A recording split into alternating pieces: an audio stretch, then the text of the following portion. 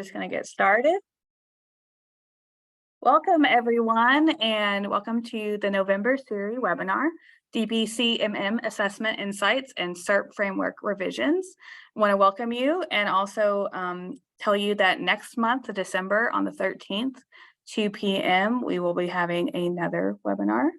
And also to recommend that you check out the SERI Web Resource Center and all of our previous webinars and other COSA programming are available on the COSA YouTube page. Also, I want to introduce today's speakers. Michelle Gallinger is the principal of Gallinger Consulting, where she provides technical insight into decision-making processes. She offers strategic planning guidance, develops policies, guidelines, and action plans for her clients, provides stakeholder facilitation services, and coordinates collaborative technological initiatives. Prior to consulting, Gallinger worked at the Library of Congress, developing the initial strategy for and led the creation, definition, and launch of the National Digital Stewardship Alliance in 2010. Gallinger performed policy development, strategic planning, program planning, and research and analysis at the Library of Congress. She has also designed and managed digitization services, overseeing the formation of and policy development for the Colonial Williamsburg Rockefeller Library's digital library, and worked for Gartner DataQuest. Nick Canizzo is currently project manager for the COSA Prepare and COSA Backer projects, as well as digital archivist at Norwich University in Vermont. He's been a digital archivist for over a decade with George Washington University and the state of Vermont, and has been working with SERI since 2015. As we go along, feel free to leave questions in the chat, and we'll have designated times at the end for Q&A. So with that, I will hand it over. Thank you, Rachel. It's good to be with you all today. Thank you so much for the opportunity. So we're going to talk about the Digital Preservation Capability and Maturity Model Assessment Insights, the DPCMM. And then I'm going to pass it over to Nick, who's been doing the work to revise the SERP framework and bring it to the next generation of usefulness. So Nick, if you could go to, thank you. And as Rachel mentioned, the upcoming SERI webinar is December 13th, and it's going to focus on information governance in Microsoft 365. As always, you can check out the COSA Resource Center for materials, and this webinar and others are all already available on YouTube, as well as the video series that has been a collaboration of all the SERI subcommittees and spearheaded by the Education and Programming Subcommittee. So if you are interested in Capstone or BitRot or other topics around digital preservation that you want to have bite-sized information about in 3 to 7 minute videos, check out the COSA YouTube channel. Next slide, please. As always, many thanks to Preservica, who is the SERI 2022 sponsor. They are a contributor to ongoing digital preservation efforts and supporters of state electronic records preservation writ large. I'm Michelle Gallinger. Nick Canizzo will be presenting about the SERP framework shortly. And now on to the DPCMM assessment insights. For those of you who are able to access the chat, next slide, please. I'm putting in a blog about the history of the DPCMM. You may already know that DPCMM was developed by Lori Ashley and Charles Dollar. There are 15 elements that focus on digital preservation infrastructure and digital preservation services.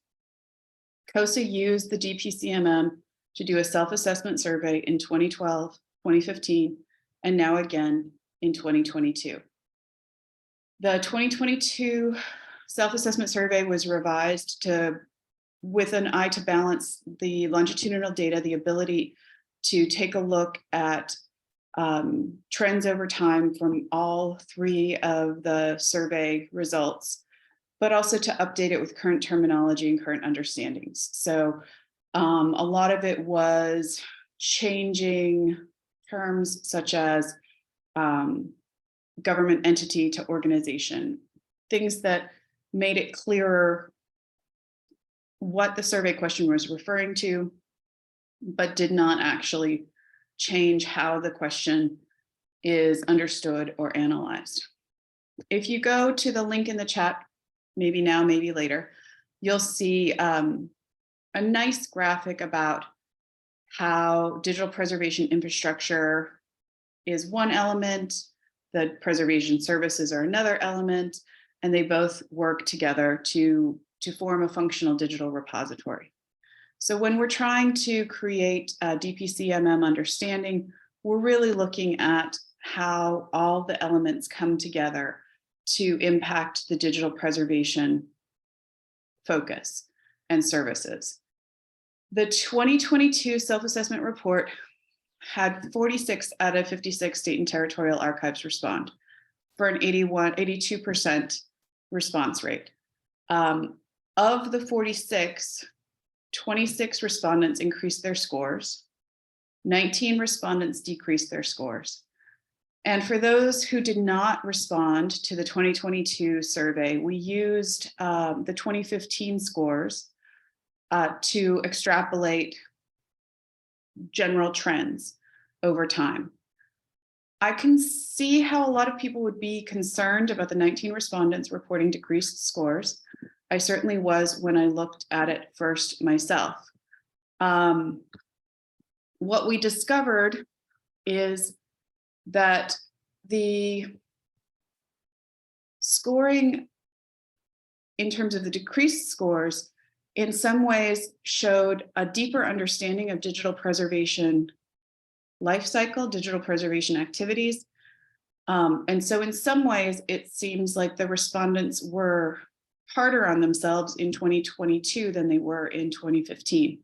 So the decreased scores, I think, are actually showing a deeper and richer understanding of digital preservation lifecycle management.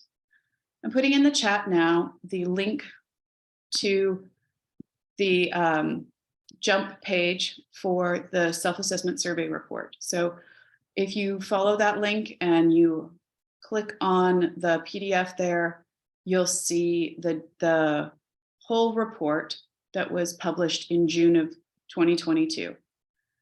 And you'll see some of the trends articulated that I'm discussing with you now. Next slide, please.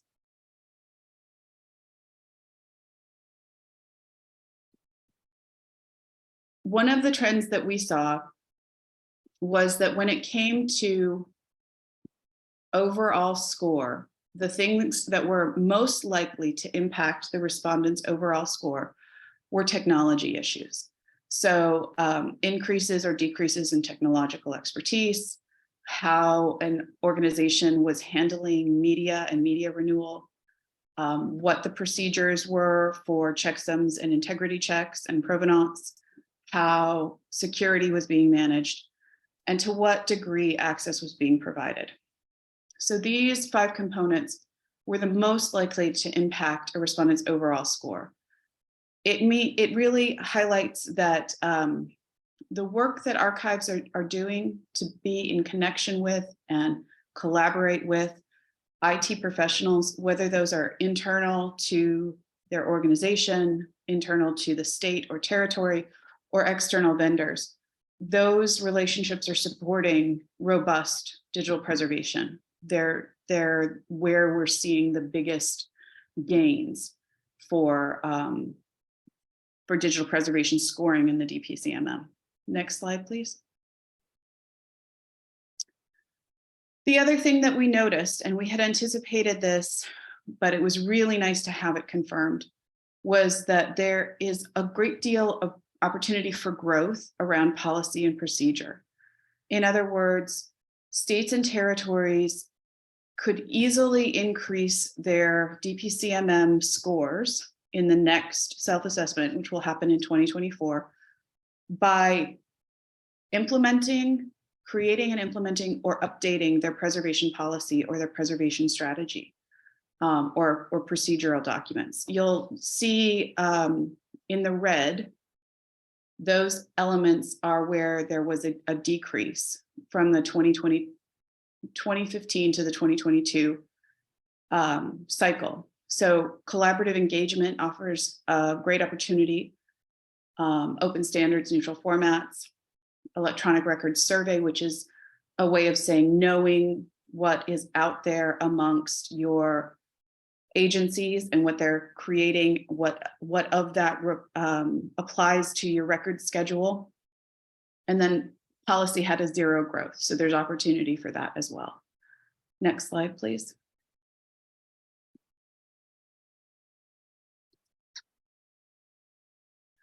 So I mentioned Backer. Backer is the building archival capacity for keeping electronic records. It's the current COSA IMLS National Leadership Grant. I'm putting in the chat the link to the Backer initiative and the collection of work that has occurred on Backer already. The updated DPCMM self-assessment survey forms a measurement by which we can determine whether the grant work is successful or not. That is to say, we have a really clear metric of saying this is where we were when we started out the grant in terms of digital preservation capacity, and this is where we are at the end of the grant. That is why the DPCMM survey was administered in 2022 and will be again in 2024 to measure the 2 years of work that is going on as part of the grant in order to say what has been an effective increase in creating capacity for digital preservation.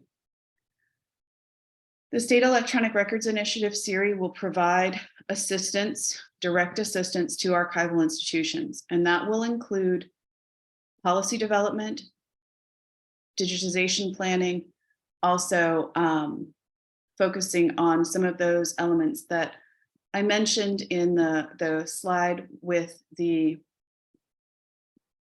table, collaborative engagement, open standards, neutral formats, electronic records survey in addition to the policy.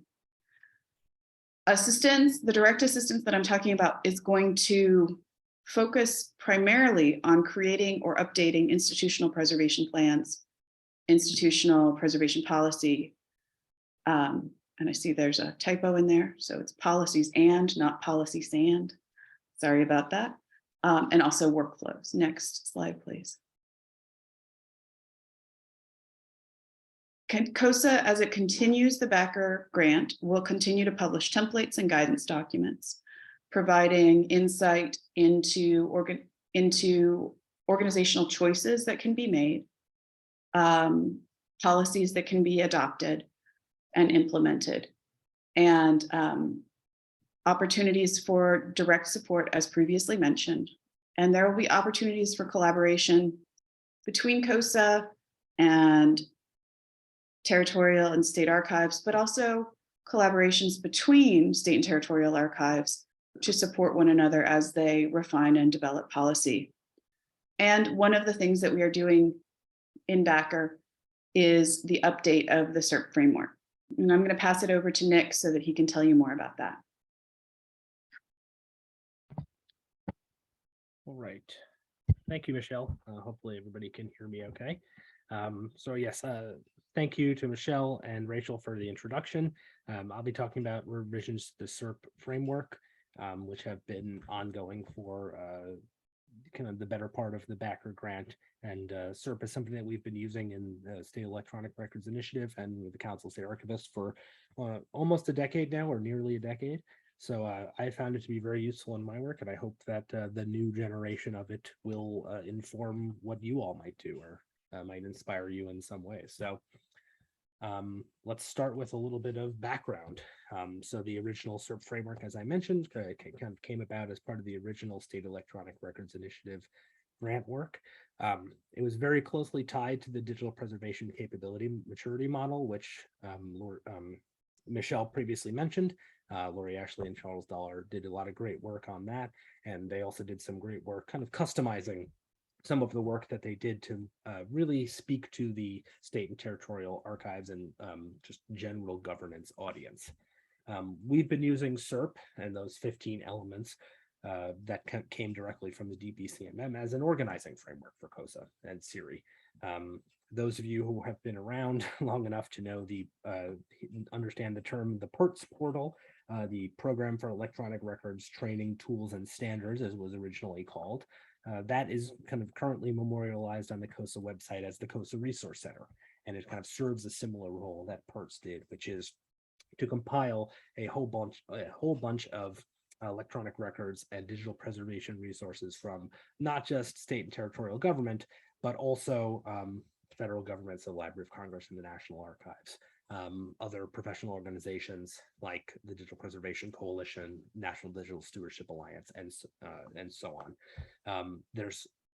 I think last time I checked, there were over 500 resources in there at all different levels of maturity. So there really is something that can speak to pretty much every organization and really every archivist out there. So I would highly recommend taking a look at the resources in there, both whether that's today or in the near future when we kind of implemented SERP version 2 and reorganized our resources in that way.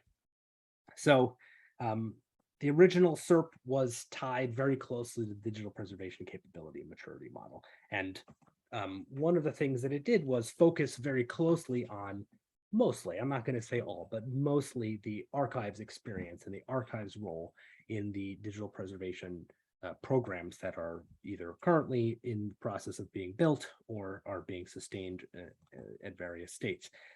We wanted to make the conscious decision as part of SERP 2.0, really to look at the entire enterprise of state and territorial government. Obviously, we are the Council of State Archivists, but ultimately we understand that digital preservation has to occur throughout the entire life cycle of records, from the initial creation or receipt or collection of digital data, all the way through its active and inactive life and into its final disposition, whether it's destroyed or transferred to an archival repository. We know that digital preservation actions need to be taken, or at least some kind of measures need to be implemented at the various repositories and the systems that those records are in order to ensure that they make it to the archives. Furthermore, while DPCMM was an amazing inspiration for this, we wanted to incorporate a lot of the great scholarship and a lot of the great standards and best practices that have come about since 2012. So NDSA's Levels of Preservation is a great resource. The OAIS model that has been memorialized in ISOs 14721 and 16363, which is the audit of trustworthy repositories. CLR's track, which is also about auditing trustworthy repositories. And then obviously the COSA projects and grants that we've done in the past, such as Move It, modeling viable electronic records transfers, and Prepare, which is preparing archives for records in email. The baseline philosophy, if we want to try to encapsulate it into a single sentence or a single set of thoughts, is that all digital records in state and territorial governments are preserved for as long as required and made available to appropriate audiences in appropriate forms at appropriate times. It's a pretty simple statement, but there's a lot that is implied kind of in this philosophy. The first one is that we're really talking about all digital records. We're not just talking about archival records. We're talking about all records. We know that in a way that our understanding has grown since 2012.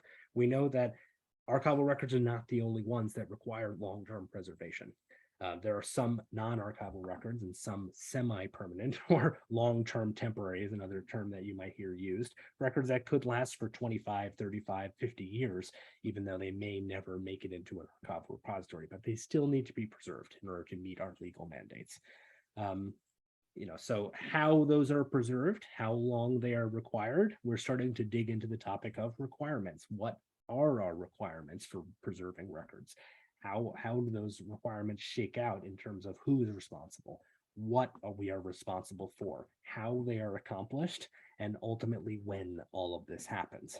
And of course, one of our core components is going to be the making available of these records to the audiences, whether those designated communities, as we would say in OAIS, whether those communities are day-to-day custodians and users of the records, so state employees, or they might be the members of the general public, our partners and collaborators, legal audit authorities, there are a lot of potential audiences for public records, of course, and making sure they get the information they need in appropriate forms and formats in a way that is accessible to them at appropriate times. These are all essential elements that are part of the digital preservation program. Whether we're directly involved in it or indirectly, right? Whether the implications for the work that we've done on digital preservation kind of carry through to other contexts. So to provide I'm going to provide a really broad overview of SERP 2.0 and the ways that it's a little bit different from version 1.0, but I'm not going to focus too much on the original version. But we wanted to make sure that this framework was something that was useful, that was pragmatic, and that actually had some elements to it that could be communicated to those outside of the archival community. So we recognize that the preservation frameworks are not just for us, right? We're looking across the entire enterprise, which necessarily includes legislators, high-ranking constitutional and executive officers of state and territorial government, potentially judicial officials, any of those folks who are in the roles in government that set budgets and determine institutional priorities. They need this kind of information communicated to them. And that has to, in some ways, have a lot of the jargon and a lot of the kind of niche technical speak that we often use in our profession. That needs to be simplified and made concise and just grokkable by the general public, because ultimately they're going to be the ones deciding how to implement these kind of things. So we have 5 core elements. And I'll get into those in a few minutes, but then we only have 3 levels of maturity, which we call building, refining, and sustaining. And I'll get into those later as well.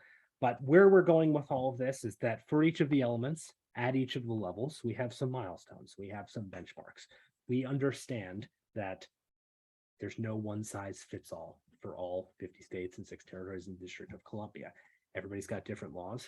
Everybody's got different structure and organization to their government, differing levels of authority, differing levels of resources. So, there might not be a document or instrument or a policy or anything like that that could just be put into place everywhere in the US. However, it is the core philosophies and the core organizational elements that we think are most valuable that we should be talking about. So let's dig in. When we talk about these core elements, we're really talking about 5 major things. Identifying essential record-keeping requirements, roles and responsibilities for managing records, governance of digital systems, migrating data from one format, one system, one custodian to another. And I'm going to dig into each of these much more deeply. And then lastly, of course, as I've just previously mentioned, ultimately we are going towards access to records as a kind of a key element for us as well. Obviously, there's a lot more involved in digital preservation than may fit into each of these 5 buckets. So, for example, we know that state and territorial government is made of many different agencies with many different staff members who are going to be involved in this process. So something like collaborative engagement or collaboration, information sharing across public agencies, that's going to be a necessary element of the digital preservation program. And we're going to talk about that in these groups, but it is kind of a through line that runs through a bunch of these different groups. Budgeting and sustainability, that's another one that obviously is going to be a huge part of digital preservation as we are looking into the future. But again, it's a through line that kind of goes through all of these elements and isn't necessarily an element of its own. So we have chosen these elements because we think they speak to kind of those core components that every state must have, and every territory, obviously. Let's dig into them specifically. And the first one is obviously identifying record-keeping requirements. This is the what do we have to do in order to preserve records. I think historically, and we know that in state and territorial government, a lot of the way that records are scheduled, and yes, we are talking about record scheduled here. You'll see my 3rd bullet point. We're talking about more than record schedules, of course, but we know that the way that records were scheduled starts generally from a legal perspective. How long does the law, the statute, the Constitution, our regulations, whether they come from state or federal, how long are we required by law to keep records. But it's more than just retention requirements that we're talking about. We're talking about administrative requirements as well. So how are records actually used? What is the business process of the agencies that are using the records, and kind of the secondary and tertiary requirements for their partners and their collaborators? We don't want to be implying or informing others that they need to save information in a certain format that's not going to be compatible with what their business process is. That's going to be a non-starter. And that's something we're going to get into a lot, that you'll see just recurring theme as part of SERP, is that we want to be pragmatic and realistic about what actually can be accomplished. A lot of times when we talk about these requirements, especially administrative requirements and especially technical requirements, we're talking about these high level, kind of really specific kind of parameters that we have for our records and for our systems. And while gathering that information is especially useful, it needs to be translated into forms that can actually be accomplished. And then, of course, we're talking about access requirements as well. You need to think about both current communities and how they need to access information and records, what they need to look like, what the timeliness needs to be.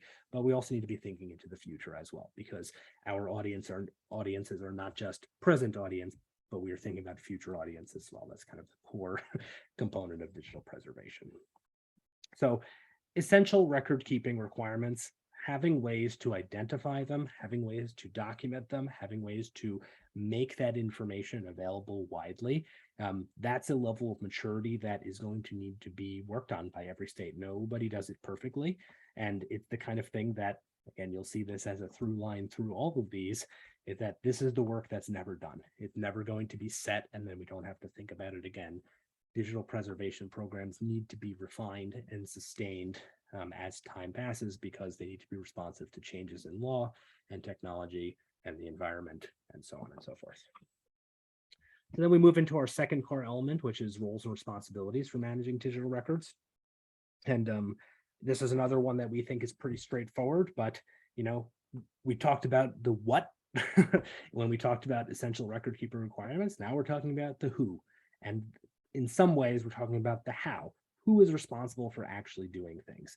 How are they going to do it? When are they going to do it? What tools are they going to use to do it? Those of us who have worked in the government space for a long time, we know that no plan ever survives contact with the enemy. To paraphrase an old quote, but essentially we know that the best policy, even if it is perfectly written, it's still not going to be followed 100%. It's still not going to work all of the time, because there are humans that are involved. There are systems that are involved. There are things that can go wrong in places where there are gaps. And we understand that the correct assignment of who does what, and we're not just talking about what people, but also what systems do what, and what those things are, is just a core component of the digital preservation program at each state. Because information must be preserved throughout its life cycle, and because frankly, archivists and records managers don't have direct custody over records for most of their active and inactive life, there's going to be folks who have very little training, or maybe even no training with information technology, records management standards and best practices, and the like, who are going to be responsible for managing records. They need to be trained. They need to be informed about what their job is when it comes to public information. Historically, COSA and SERI have targeted three major stakeholder groups, obviously the records custodians themselves, so these are your public agencies, but also information technologists too. These are your state and territorial IT agencies, and then your agency IT who are part of it. But one thing, and the reason we use the term information technologist is because we know the realistic context that many states are using contracted services. They're using outsourced either labor or technology to accomplish some of these responsibilities. And those kind of technical services can be provided at a very high level or very low and granular level. So we know that it's not just the state agencies themselves. And then lastly, of course, we're talking about record professionals. So records and information managers and archivists as well. In every state, the roles and responsibilities for these groups is going to be different. But one thing that one thing that we can say is going to be universally helpful is if these roles and responsibilities are documented, if they are made freely and widely available to not just public audience, but also to the people who have these roles and responsibilities. And remember, those people are going to be kind of longtime employees who need to be refreshed every so often or need to be updated on any changes. But states, some states have hundreds of thousands of employees and maybe have 10, 20, 30,000 new employees every year. They need to be educated and they need to be trained on what their role is and what their responsibilities are for managing information. Those roles and responsibilities need especially to be concise, and they need to be understandable and just accessible to the people who have them. Because we know that if they're not simple, they're not straightforward, and they're not easy, that people probably are not going to do them. Let's be realistic. But then lastly, we also want our roles and responsibilities to be measurable. We want to actually be able to know if they're being done in a timely fashion, because those of us who have worked in the digital archives or the digital preservation space know that if we find out about a problem 10 years after it happened, we are 9.5 years too late or more, right? We need to be able to measure the effectiveness of our records management, the effectiveness of our records retention schedules, of our record keeping requirements gathering, of our assignment of roles and responsibilities. We need to be able to measure that right away and audit what we're doing. Otherwise, data is going to be lost, context is going to be lost, and the records will be damaged themselves. Next, we talk about digital systems governance. And this is because digital information, digital records, they live in digital systems. And most of the time, those digital systems are managed and controlled by different people, different staff, and maybe different organizations than those who are managing the records themselves.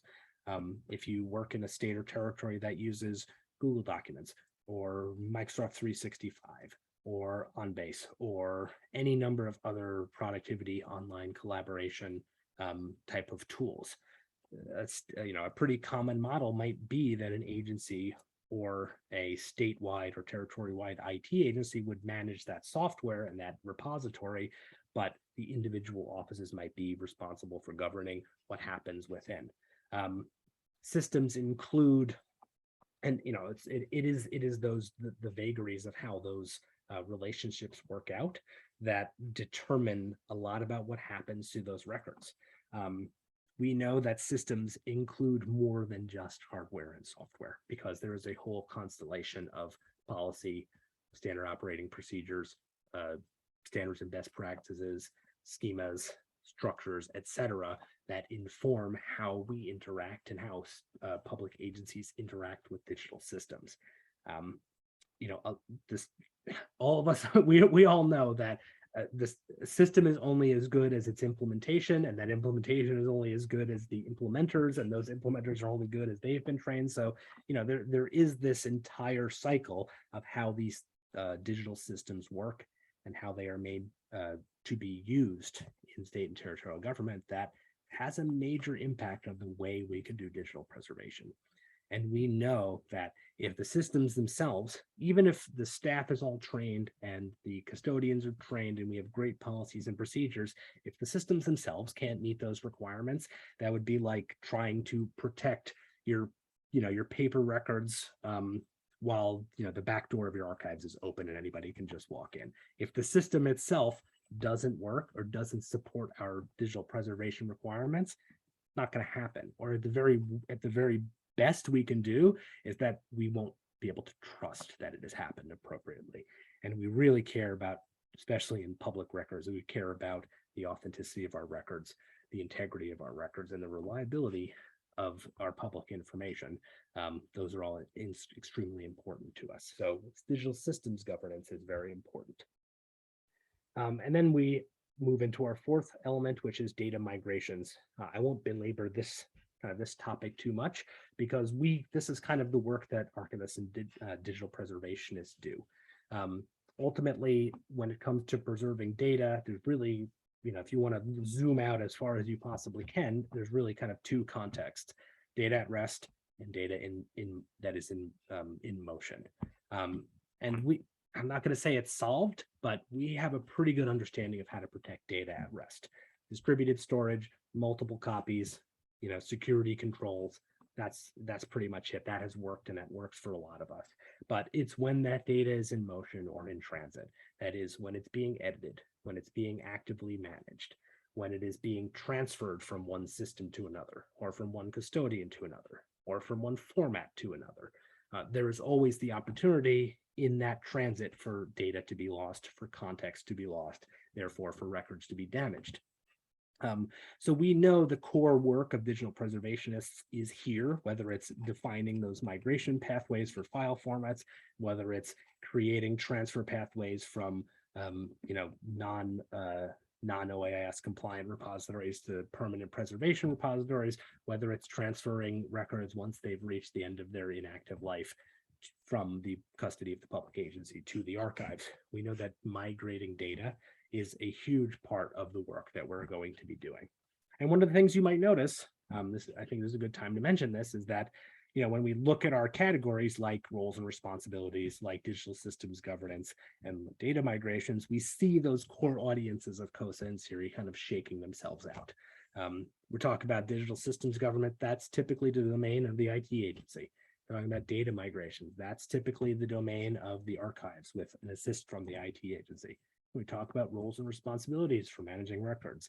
That's your records management community. And in the cases where there is no formal or mature records management program, that's the domain of the agency itself, the records custodian.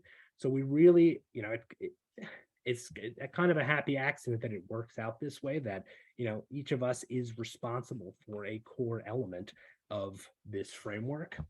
And that hopefully could be a good communication tool for those of you who are going to use this in the future.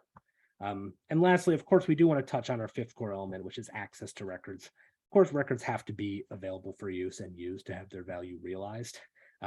We've got a couple of key elements here. Again, this is very much within the realm of digital preservation. We don't need to belabor the point that obviously the technological environment changes over time. So the expectations, but also the ability of our designated communities to read and render our digital information is going to change. So we must be aware of what their requirements are, what their needs are, but we also really need to touch on that the records themselves and the data themselves must be delivered in a timely fashion. One of the greatest insights from the Move It project, which was a grant that I mentioned previously that ran from 2020 to 2021, was that records tend to, especially digital records, there's a log jam. They aren't making their way from the agency when they've reached the end of their retention period to the digital archives. And that creates a pretty big impediment to access, because the vast majority of records in state and territorial government are probably in dark, I wouldn't even call them archives, just kind of dark servers where they may not be accessible to the audiences that need them. Records that are not accessible in a timely way, their value is degraded as well. And of course, we should touch on the integrity of records as well, specifically when it comes to the contextualization, where those records came from, how they were used, what systems created them, what software created them, and so on. We need to make sure that, kind of in a way that is different from a paper record, we need to make sure we are tracking much more in terms of digital provenance, because a lot of that informs the way that people are going to understand these records in the future. And yes, we have a note about trustworthy repositories, and it would be a goal of the digital preservation program to ensure that all the repositories in the jurisdiction are trustworthy, whether they are archival repositories or non-archival repositories. We want to be able to trust that the data coming out of them is reliable and authentic and complete and undamaged. So those are our 5 core elements. We think they're pretty comprehensive. We really talk about the things that we have to do in order to preserve records. We need to know what we have to do. That's requirements. We need to know who's going to do it. We need to know where they're going to be stored. We need to know how they're going to move from one storage situation or paradigm to another. And then we need to provide access to them. It kind of follows very similar to the records lifecycle itself. or the some other digital curation models that you might be familiar with. So we hope that it provides this simple structure for talking about how to actually implement these programs in government. But there's more. It's not just a way to classify. It's not just a taxonomy for how to talk about these kind of things. We also wanted to provide, as part of this framework, different levels and different benchmarks per level. Because, as we said, there is no one size that fits all. So I kind of alluded to this earlier. There is a 3 levels here: building, refining, and sustaining. And really what I want you to think about when you think about these levels is that level 1 is all about creating capabilities.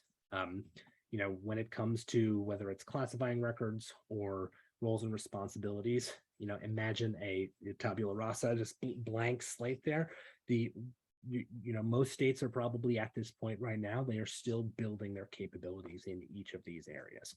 Many states and territories have some of them, but maybe do not have all of them. And so we like to think of building our foundations as just making sure that there is some capability in the jurisdiction to do these things. When we talk about refining a program, what we're talking about is kind of closing the gaps in between those different elements and also creating efficiencies. We know realistically that when a digital preservation program is being put into place, it's not going to be comprehensive, not from day one, certainly, because the enterprise of state and territorial government is far too large to be able to do that. And if we try, it's going to be a super long effort that is probably going to get bogged down, or you're going to need to kind of do it in a phased approach anyway. So we know that when you're done with level 1, essentially, you're not going to be covered everything. That's okay. That's kind of your next step, is once you have core competencies and core capabilities established in each of these 5 areas, you should be able to move on to your next step, which is refining them, making them better, seeing what worked and what didn't work. Who has the ability to actually meet their responsibilities as defined by their roles, and which roles work, and which ones need to be modified, and which ones need to be changed based on funding levels or staffing levels or executive priorities or so on. And then when we move into our 3rd level, once we have closed most of the gaps, once we have increased our efficiencies a lot, we would be talking about sustaining, and that really is being responsive to change.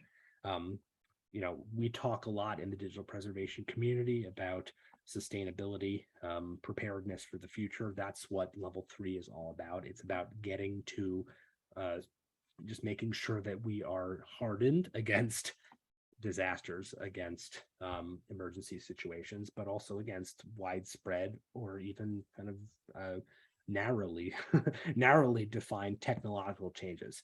So all of those things are really important to making sure that our programs continue into the future for as long as the records need to be retained. So if the record needs to be preserved forever, then the program needs to last forever. So we need to develop a program that can be responsive, that's not too rigid, and that has the ability to change as the law and as our technologies change. So I've included a couple of benchmarks at each level. These are not in any way comprehensive. Each level is probably going to have quite a few, and we'll see more benchmarks at the higher levels of maturity. But really, I've tried to include a couple of characteristic, or what I thought were some good examples of things that we would be looking for in terms of benchmarks at each level. So when you're building a program, 5 bullet points for the 5 elements, when we're talking about record keeping requirements, you'll see that through line through all these examples here, that we're talking about building capabilities. We want to make sure that, as you're building your digital preservation program, you have some sort of formalized mechanism in your jurisdiction to be able to schedule and classify and document what your record keeping requirements are.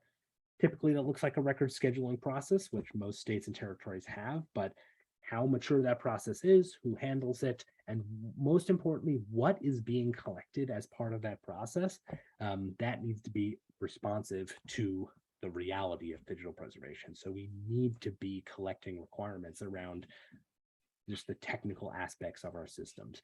We need to be collecting requirements about our designated communities and accessibility. We can't just be looking at the law. We can't just be looking at our statutes and our regulations to determine how long we need to be saving things. We have to be thinking about how are we saving them, where are we saving them, what formats are we saving them in, how many formats, how many copies do we have, how many do we have a redacted and a non-redacted version, and so on. And as you kind of go down the list here, you will see when it comes to roles and responsibilities, there needs to be a mechanism to assign, or at least have the authority very clearly established for who assigns these responsibilities, who defines these roles. Oftentimes this assignment authority is going to be in statute, but maybe you wouldn't be surprised about how many states and territories just don't have any legal governance at all about who's responsible for managing electronic records, or who's responsible for managing some of the issues related to electronic records governance.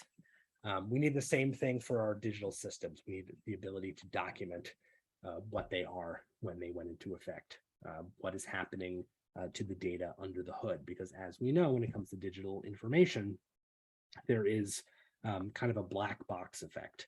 When we save a document to Office 365 or OneDrive, who knows? Sometimes we might not know exactly who has access to it, or how the data is being manipulated or modified as it gets uploaded to the cloud, or where it's stored, or what it's going to look like when it comes out, what metadata is going to be preserved. So we just need to start having the ability to document these, essentially these questions, and be able to kind of collect that information, because that's going to be essential to the management of those records. When it comes to data migrations, as we said, data in motion is at greater risk than data in place. Well, we need to make sure that we can preserve the data in place. Otherwise, again, that we're not going to have a lot of success with our digital preservation program if data is just routinely lost when nobody's even kind of touching it. And we also need to know the one thing that we know for sure is that there are dozens or hundreds or thousands of systems in place in every state and territory, and they're coming on and going offline all the time. And we need to make sure that every time those things happen, that data is not being lost, and data is appropriately migrated into new repositories and to new custodians. And of course, obviously, we need a mechanism to disseminate the records, both when they're in their active life and they're inactive. We're getting close to the end of our time, so I'm not going to kind of go into great detail on each of these. But as I said, when we talk about our refinement, we are talking about making sure that we are closing the gaps. So instead, phase one, we talked about establishing capabilities for record scheduling and classification. In phase two, kind of level two, we want to be sure that we're capturing all those requirements. We want to make sure we have a comprehensive way to document them and articulate them and put them somewhere that they can be made accessible. It's the same for roles and responsibilities. It's the same for digital systems, and it's the same for data migrations and for access. We want to be sure that we are closing those gaps and being as comprehensive as possible, because not only does it create kind of equity and access issues if we are preserving some records better than we are preserving others, but we're not really meeting our mandates and not really meeting our mission if we're not able to apply this across the entirety of the enterprise. We all know that there's going to be a kind of a pretty broad range for what is capable, depending on the agency and who's able to work with us and who has the resources to do so. But we still want to try to be getting to be as comprehensive and efficient as possible. And then lastly, when we get to sustaining, we just want to be making sure that we are being responsive to the changes in our environment, changes, and whether that environment is a legal environment, so our statutes and our regulations, our policies and procedures, whether we're talking about administrative requirements, technical requirements. We just want to be responsive to these things changing and be making sure that everything is documented, everything is available, and that as these issues arise, those changes themselves don't create new gaps, that we can anticipate when those changes are coming and essentially kind of prevent that gap from being created so that records and data aren't lost. So just to kind of tie this all together, how are you going to be able to use the SERP framework? So it's going to be published. It's all going to be published in a single document at first, but it's also going to be used to organize the resources in the resource center and on our website. So, not right away. It's going to be some time after it's published. So during the course of the backer grant, this is going to happen. So probably sometime next year, but you're going to see all of these elements and these benchmarks are going to be published on our website. And there's going to be resources that go along with them. as I mentioned, one of our primary goals with the SERP framework is not just for archivists themselves and the state archives, but also to be able to use it as a communication tool to bring this to your legislators, to bring this to your secretaries of state and other key decision makers, to be able to say, hey, here are our priorities and how we envision the work that needs to be done. Now let's collaboratively work together to figure out how to make this happen.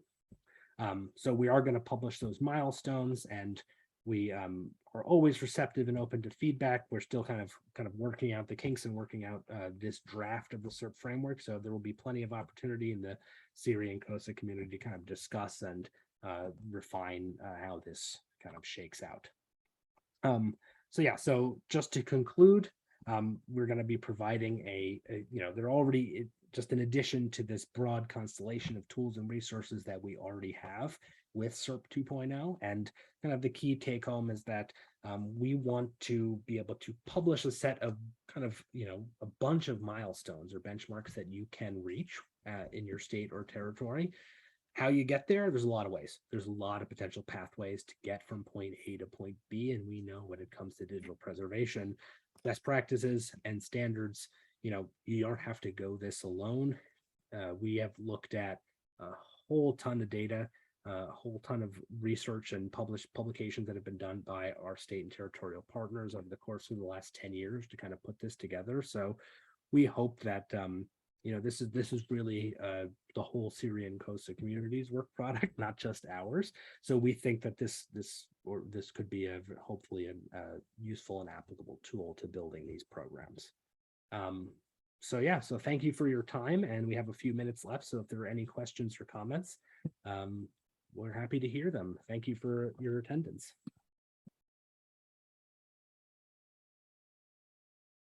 Yes, thank you to our speakers. Yeah, if you go ahead and leave some questions in the chat, I'm going to be looking to see if anything's coming through.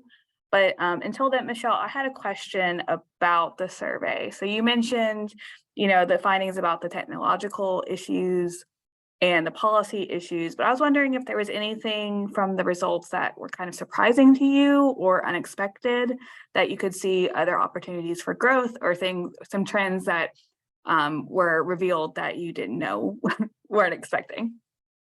Sure. Thanks, Rachel. That's a great question. I would say largely we were really pleased to see the results were kind of in keeping with what we expected. The thing that really did surprise me was the decline from 2015 to 2022.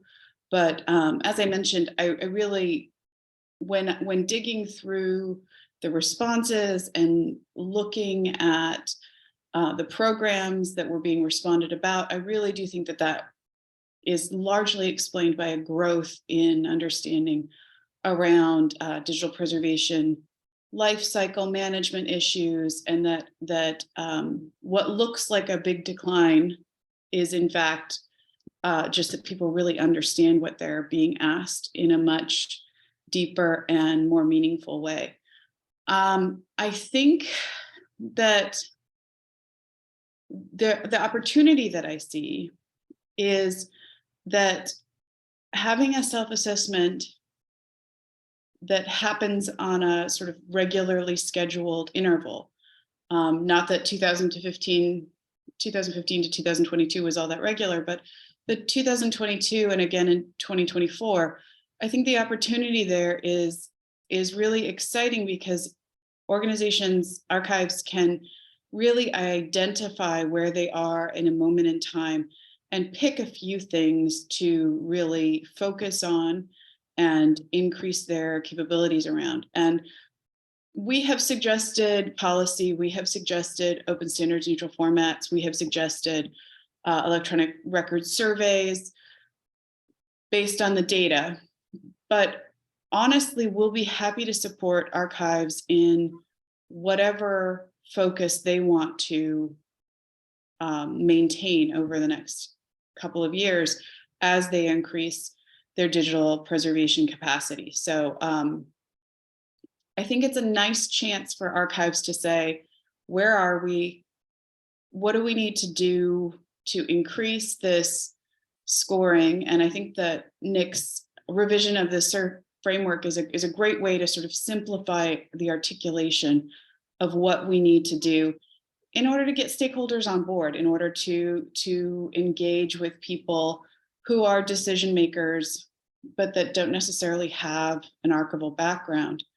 So I think that we're well poised to see some real growth in the DPCMM 2024 survey results. Yeah, that was kind of another question I had about getting the stakeholders, thinking of the SERP framework as all of state and territorial government, and you have records custodians, you have those IT professionals, just how to best communicate or get them on board as well and explain our position. Any recommendations are always I think welcome. I think Chris Stenson pointed out at the BPE this past September in Tennessee that it's the relationships that he started investing in 5 years ago that are really coming to fruition and providing the collaboration and the resources and the insights and the work to help the Oregon State Archives in their current work.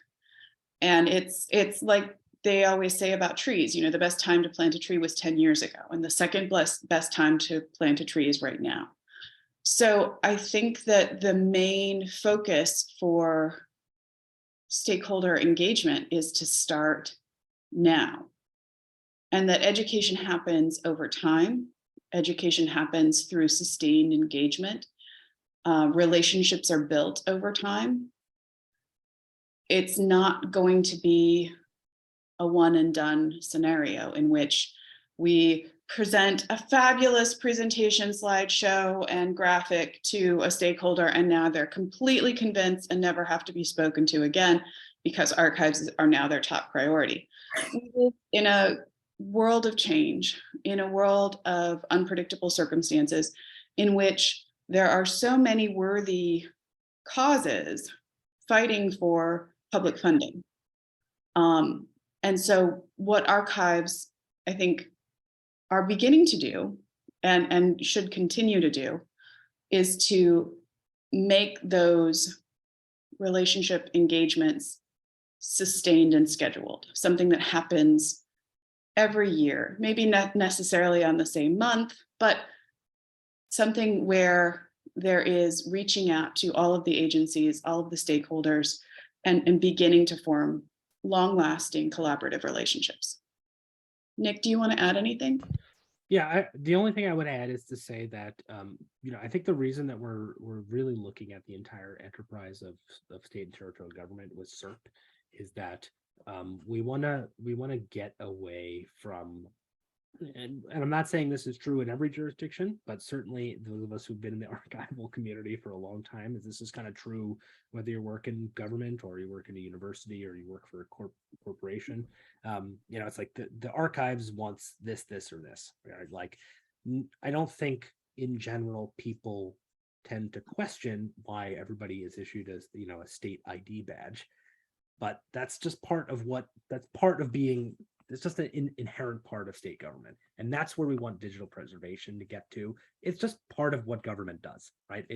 We preserve our data because it's going to be useful to either us ourselves in a couple of weeks or a couple of months or a couple of years, or we need to preserve it because there are audiences that we have, whether there are collaborators, whether it's the federal government, whether it's the public, whether it's corporations or whoever it's going to be. There are audience that need access to some of this information in an authorized way. So if we can't, it's so fundamental that it needs to be built into the kind of the fundamental fabric of what it means to be part of state government.